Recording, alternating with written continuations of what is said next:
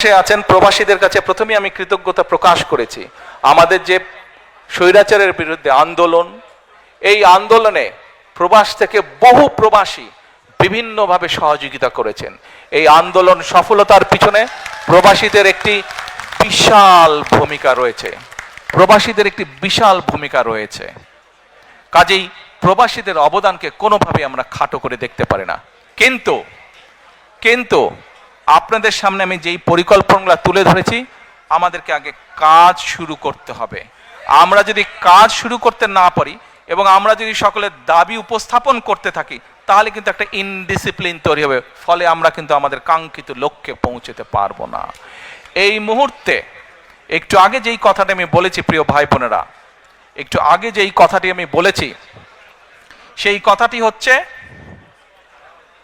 সেই কথাটি হচ্ছে যে এই আগামী নির্বাচন কিন্তু কোনো এক্সপেরিয়েন্সের বিষয় না, এক্সপেরিমেন্টের বিষয় না।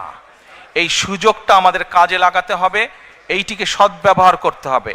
আপনাদের সকলকে, প্রবাসীরা যেরকম আন্দোলনকে গড়ে তুলেছেন বিভিন্ন সাহায্য সহযোগিতার মাধ্যমে, একইভাবে প্রবাসীদের সামনে এখন বিশাল দায়িত্ব হচ্ছে যে সঠিক দলকে নির্বাচিত করতে সহযোগিতা করা।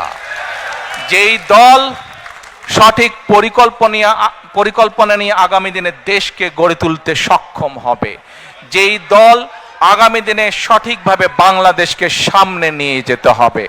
আমরা যদি সকলে ঐক্যবদ্ধ থাকি, প্রিয় ভাই বোনেরা, আপনারা দেখেছেন আমি কিন্তু এক বছর আগে বলেছিলাম,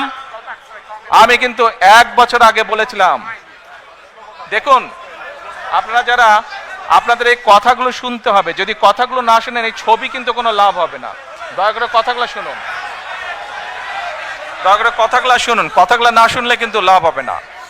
আমি এক বছর আগে আপনাদেরকে বলেছিলাম যে সামনে কিন্তু আমাদের কঠিন সময়, ষড়যন্ত্র থেমে নেই এবং এই নির্বাচনও কিন্তু খুব সহজ নয়। আপনারা অনেকেই কিন্তু ব্যাপারটা এখন বুঝতে পারছেন। এক বছর আগে যা বলেছিলাম সেটা কিন্তু হচ্ছে এখন। আমি আবারও বলছি, সামনের সময় কিন্তু খুব সুবিধার না, কাজেই সকলকে ঐক্যবদ্ধ থাকতে হবে। ঐক্যবদ্ধ থাকতে পারবেন? ঐক্যবদ্ধ থাকতে পারলেই আমরা আমাদের এই যে পরিকল্পনা বললাম সফল করতে পারবো। ঐক্যবদ্ধ থাকলেই আমরা আমাদের প্রত্যাশিত বাংলাদেশকে গড়ে তুলতে পারবো। ঐক্যবদ্ধ থাকলেই আমরা বাংলাদেশের জবাবদিহিমূলক ব্যবস্থা গড়ে তুলতে পারবো।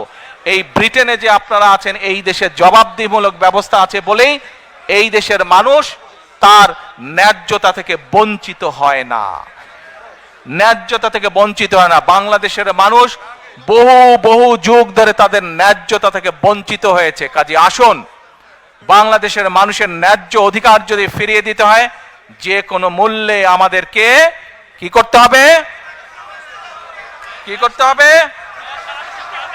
ঐক্যবদ্ধ থাকতে হবে। ঐক্যবদ্ধ না থাকার কোনোই বিকল্প নেই আমাদের।